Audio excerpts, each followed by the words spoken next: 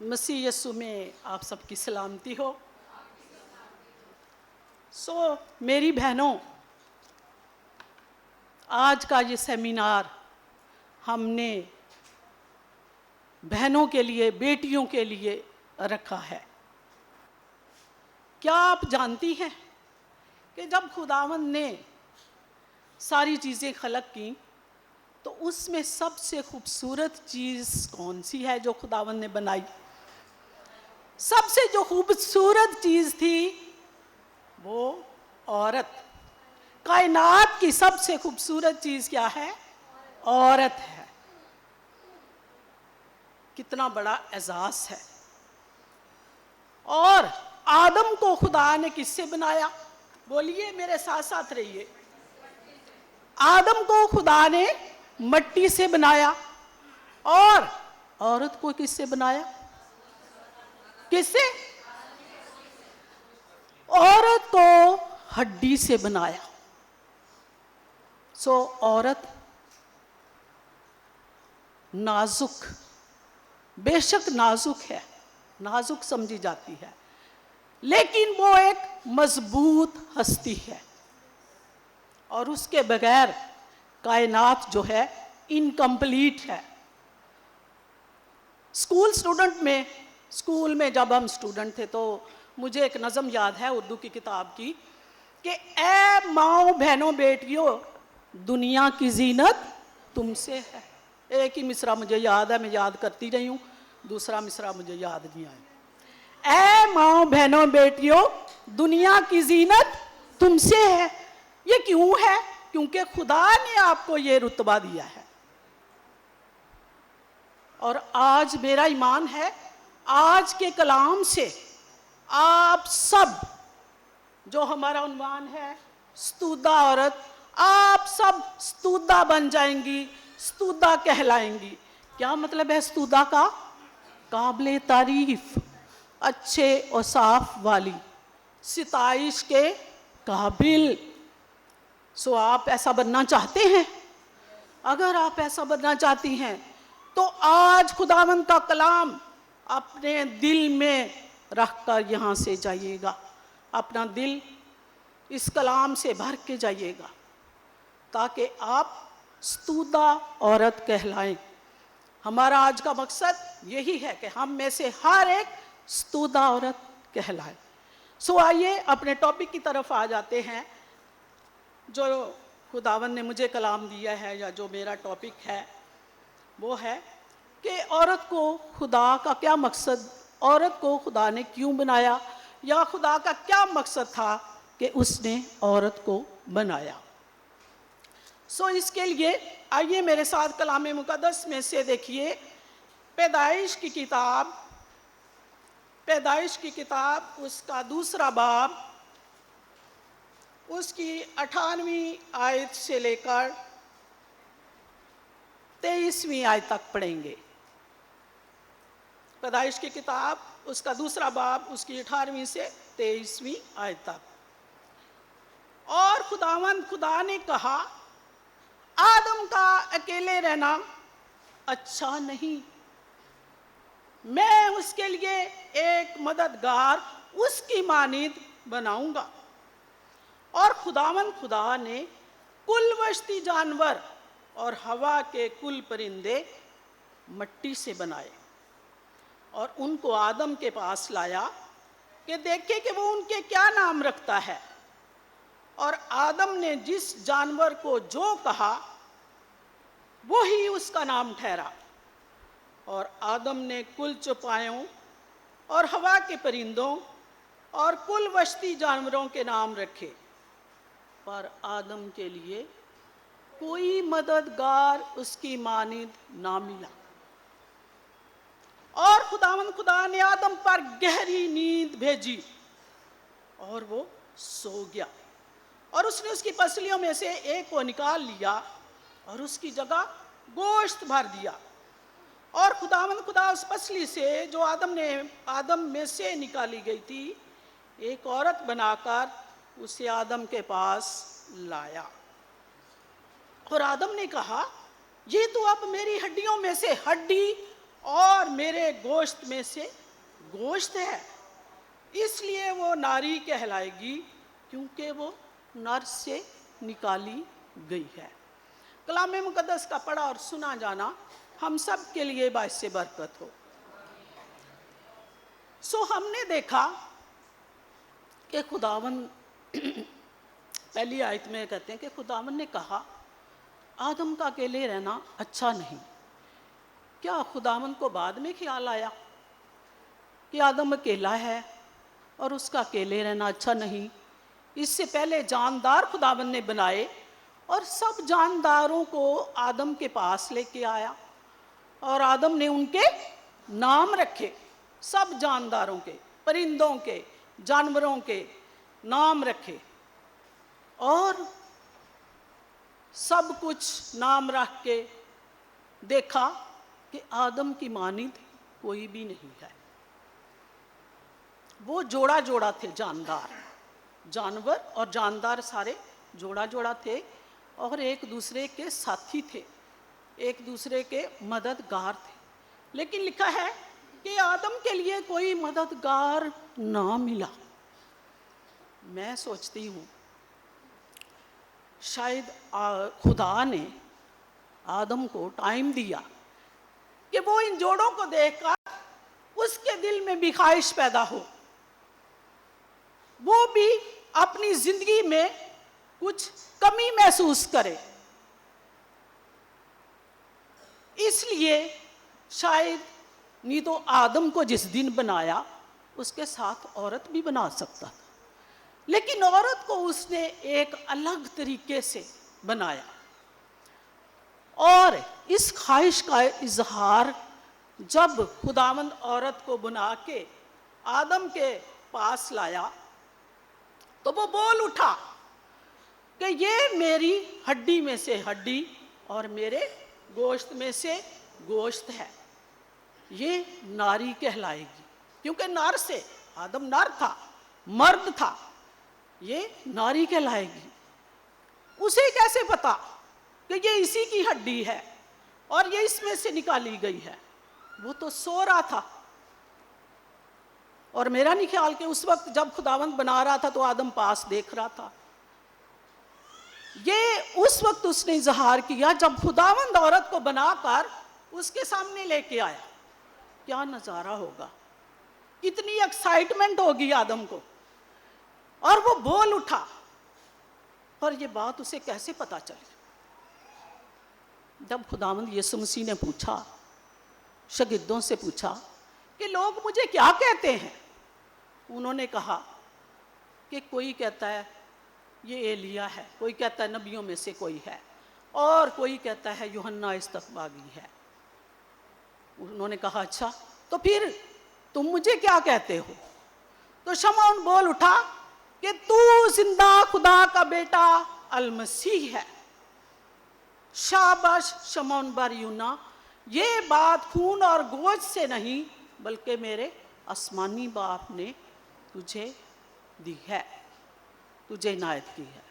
اسی طرح خداوند نے بھی اپنے پاک روح کے وسیلے سے آدم کے دل میں ڈالا کہ یہ تیرے جسم کا حصہ ہے، یہ تیری ہڈی میں سے ہڈی اور تیرے گوشت میں سے گوشت ہے۔ اور آج بھی نکاح کے ٹائم کیا ہوتا ہے؟ نکاح سے پہلے باپ جو ہوتا ہے اپنی بیٹی کو پکڑ کر، ہاتھ پکڑ کر دولہے کے پاس لے کے آتا ہے۔ دولہا خوش ہوتا ہے نا دیکھ کے اس کو، کہ یا پریشان ہوتا ہے؟ خوش ہوتا ہے نا، کھڑا ہو جاتا ہے فوراً، وہ پہلے بیٹھا ہوتا ہے، اور باپ سجی سجائی ریت ویل میں پاکیزہ لڑکی اس کے سامنے پیش کرتا ہے۔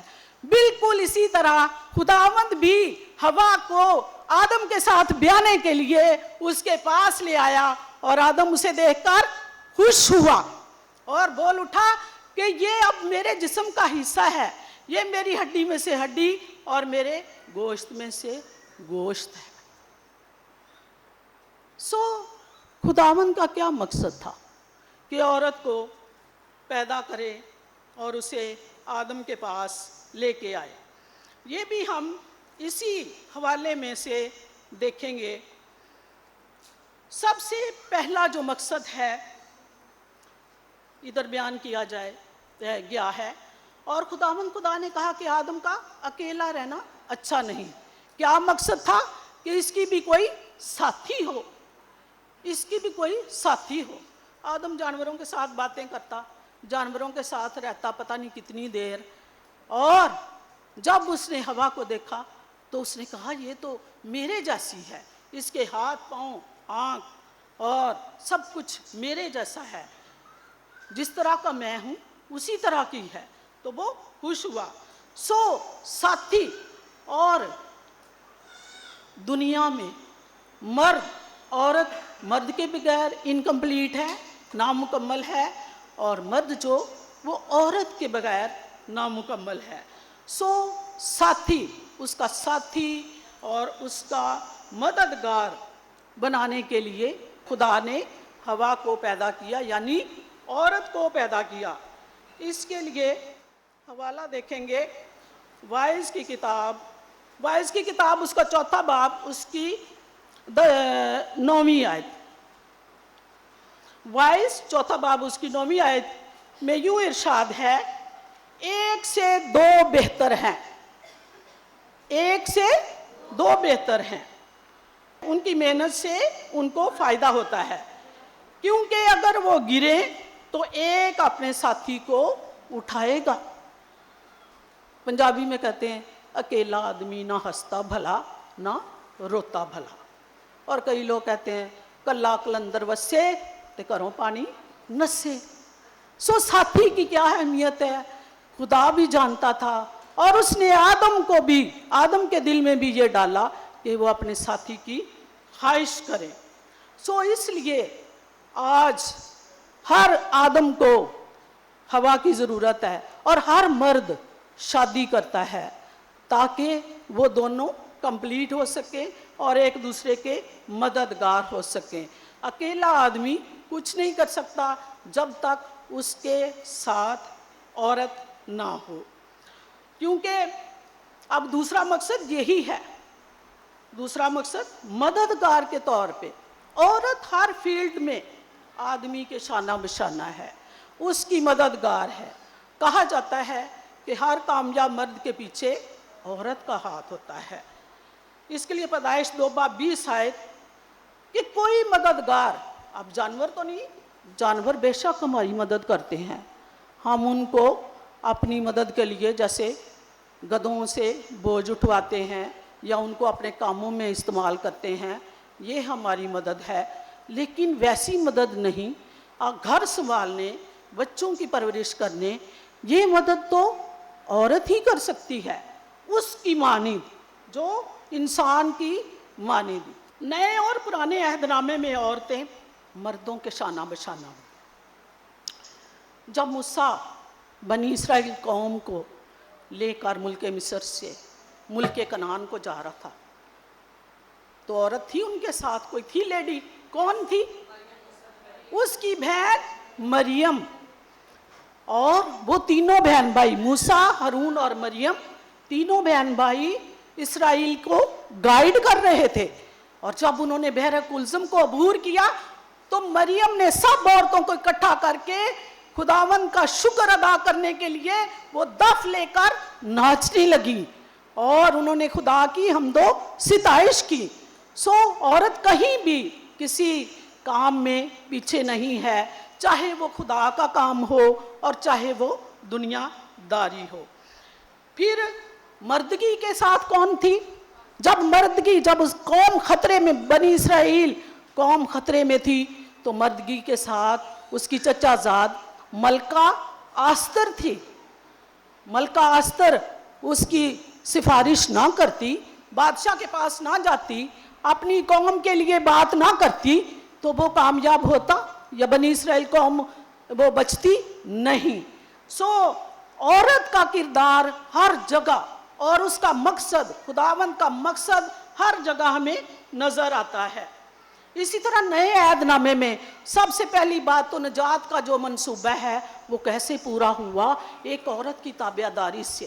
دیکھ، میں خداوند کی بندی ہوں، मुकद्दसा मरियम की ताबेदारी से ये मंसूबा पाया तकमील तक पहुंचा। हाँ, एक और काबिले तारीफ कि बरक की फतह किससे कैसे हुई? दबूरा से, कि तू मेरे साथ जाएगी तो फिर मैं जाऊंगा और फिर हम मिलकर दुश्मन को शिकस्त देंगे।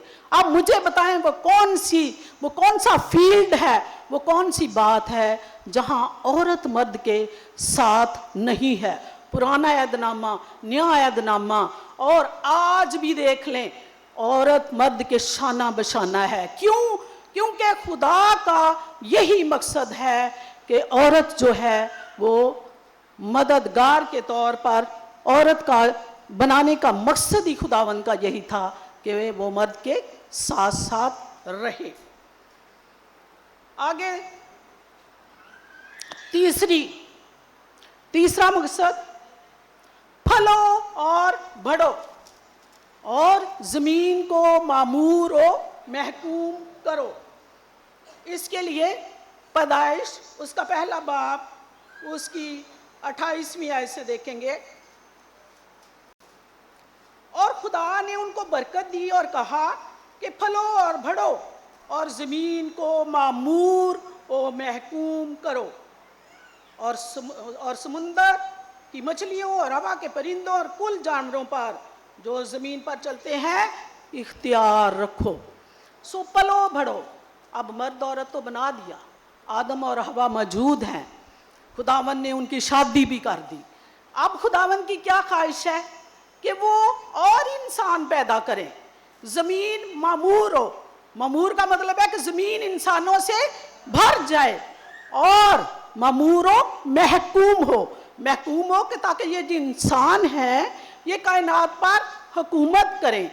सो ये मकसद था और खुदावन ने उन्हें बरकत दी कि पलो बढ़ो और ज़मीन को मामूर व महकूम करो।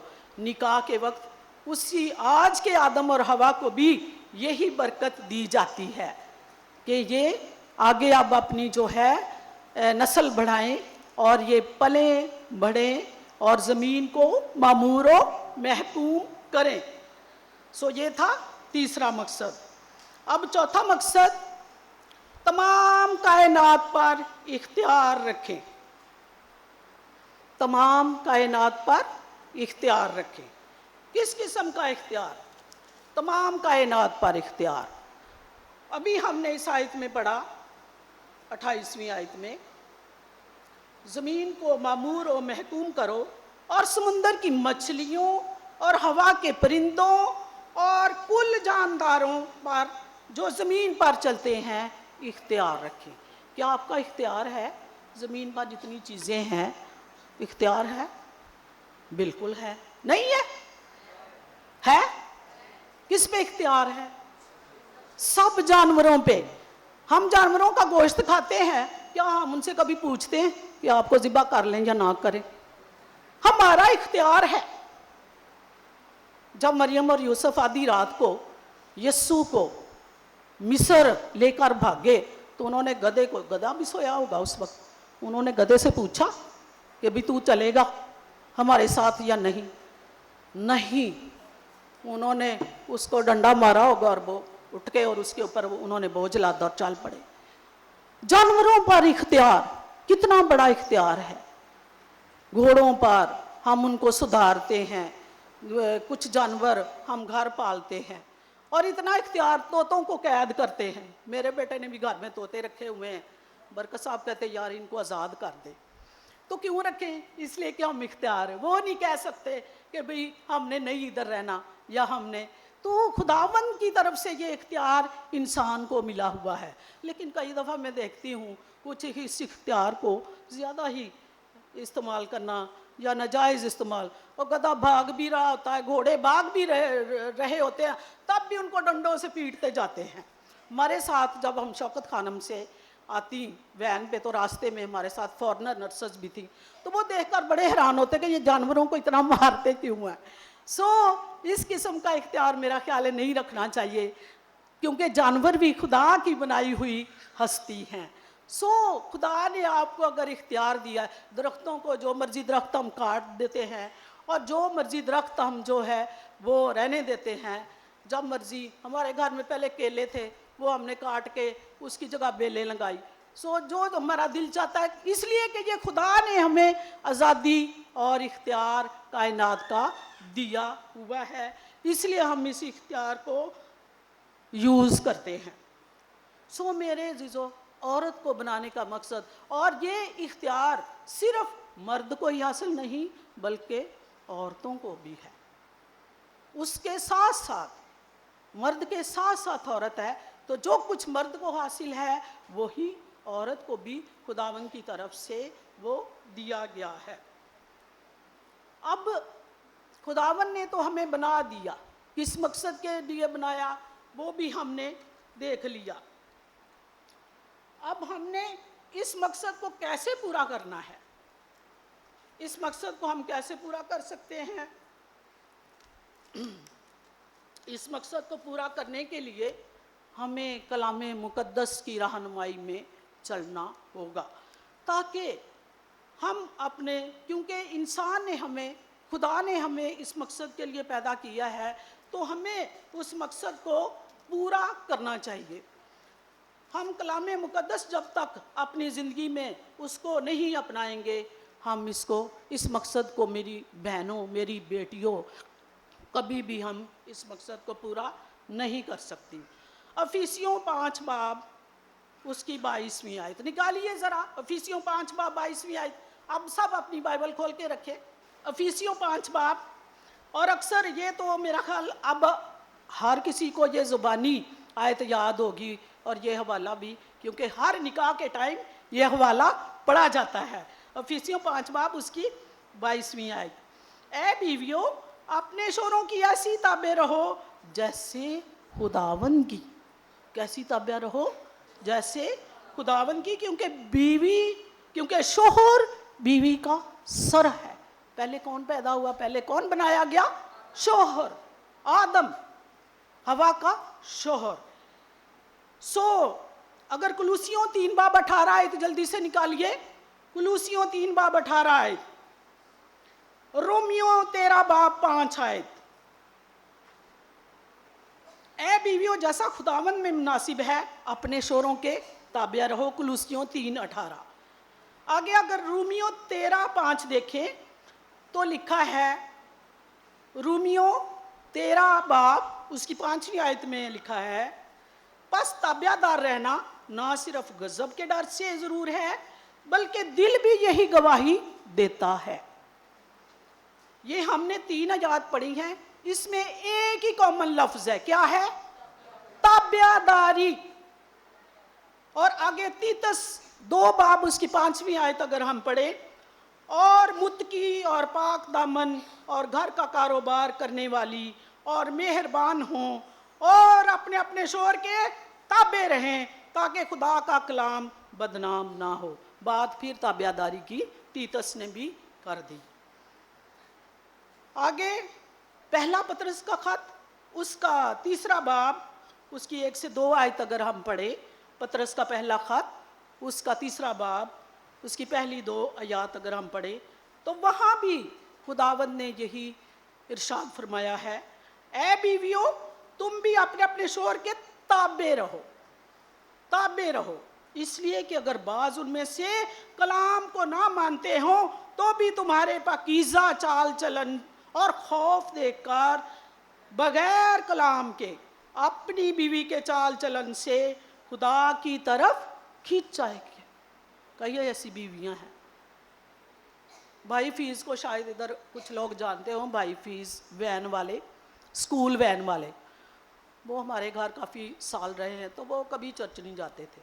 کئی لوگ تو ایسٹر کرسمس پہ چلے جاتے ہیں, وہ اس دن بھی نہیں جاتے تھے. اور ان کی مسز ہمیشہ مجھے کہتی, باجی ان کے لیے دعا کیا کرے, یہ چرچ نہیں جاتے. تو میں نے کہا ایک دن آئے گا زبیدہ, یہ بھی چرچ جائیں گے. اور آج میں دیکھتی ہوں دونوں میاں بیوی کلام پکڑا ہوتا ہے اور دونوں چرچ جا رہے ہوتے ہیں. پہلے اس کی بیوی صرف چرچ جاتی تھی, اور خداوند کا کلام سچا اور برحق ہے. دیکھیں ادھر اس نے کیا کہ بعض ان میں سے کلام کو نہ مانتے ہوں تو بھی تمہارے پاکیزہ چال چلن سے اور خوف کو دیکھ کر بغیر کلام کے اپنی بیوی کے چال چلن سے خدا کی طرف کھنچ جائیں گے۔ سو میری بہنوں، اگر تابع داری ہے تو اس میں سب کچھ ہے، اس میں وفاداری بھی ہے، اس میں خوشی بھی ہے، اور اس میں سب کچھ ہے، اس میں کامیابی بھی ہے۔ تابع داری پہ کتنا زور دیا ہے مقدس پولس رسول نے، تیتس نے، پطرس نے، اور اس کے بعد جب عورت تابع داری میں کامیابی حاصل کر لیتی ہے تو وہ کیا ہوتی ہے اپنے شوہر کے لیے؟ امثال اس کا 12واں باب اس کی 4 آیت میں کیا لکھا ہے؟